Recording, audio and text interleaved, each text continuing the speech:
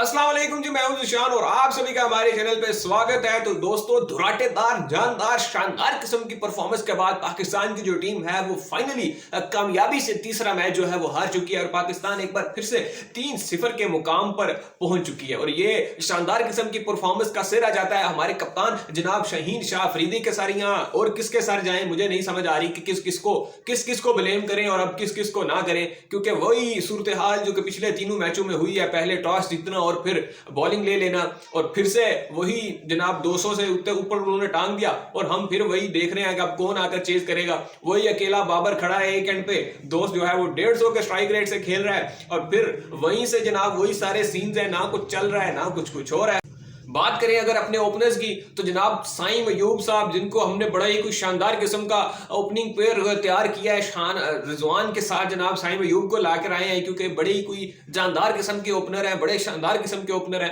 Boy ने इतनी consistency से परफॉर्म किया है तीनों मैचेस में कि जनाब पहले मैच में शायद 14 गेंदों के बाद रिजवान और बाबर जो थे वो ग्राउंड में थे और दूसरे मैच में 5 गेंदों के बाद बाबर और रिजवान फिर ग्राउंड में थे और ये तीसरा मैच हुआ, इसमें भी कुछ 16-17 गेंद हुई थी मैच की टोटल। तो ये दोनों फिर जो है वो दोबारा क्रीज पे खड़े हैं। मतलब अगर यही सीन है तो भाई उसको बेचते ही क्यों?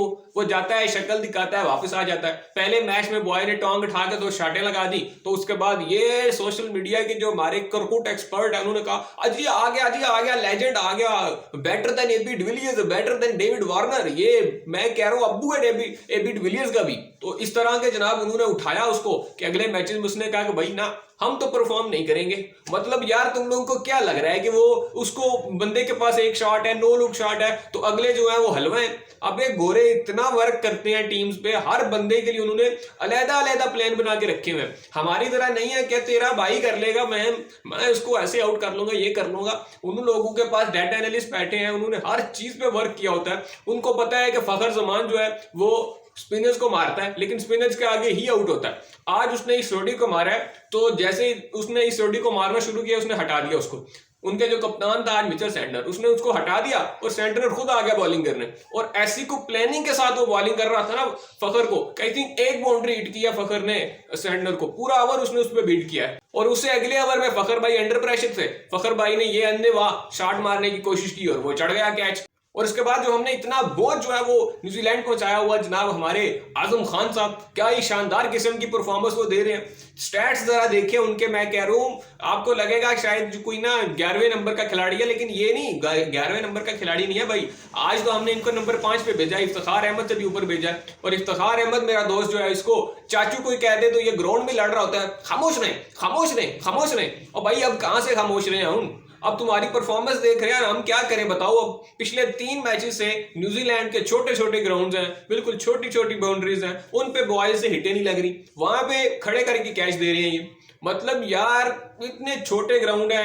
इफ्ती भाई का भी ये बयान दिया करते थे कि यार ऑस्ट्रेलिया के ग्राउंड में छक्के मारना कोई बड़ी बात नहीं, मैं मारूंगा। और अब वही इफ्ती भाई जो है वो न्यूजीलैंड की 60-65 मीटर की बाउंड्री क्लियर नहीं कर पा रहे, हर मैच में बाउंड्री पे कैच दे रहे हैं। पहले कहते थे जी आजम खान जो है वो असल में स्पिन का बड़ा अच्छा हिटर है, तो उसको फास्ट बॉलिंग जो है ना हिटिंग करना मुश्किल होती है। और इफ्ती मैनिया जो है, इफ्ती भाई जो है हमारे, वो फास्ट बॉलर के बड़े अच्छे हिटर हैं लेकिन स्पिन पे थोड़ा घबराते हैं।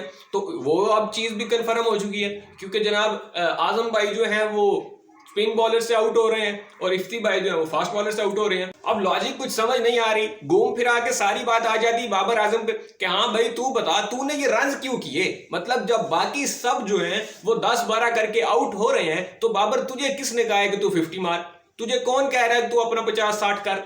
भाई तू कर क्यों रहा है? बात सारी इसी पे आ जाती है कि इस बंदे ने किया क्यों है। वो सलमान भट्ट ने ठीक कहा है ना कि अगर तुम लोगों ने हर मैच के बाद बाबर को ही क्रिटिसाइज करना है या बाबर पे ही सारा इल्जाम डालना है तो फिर सारे जो प्लेयर्स हैं उनकी सैलरी जो है उनमें से एक हिस्सा बाबर को डेडिकेट कर दो कि हाँ भाई क्योंकि सबका क्रिटिसिज्म बाबर लेगा तो इनकी आधी तनख्वाह भी बाबर लेगा।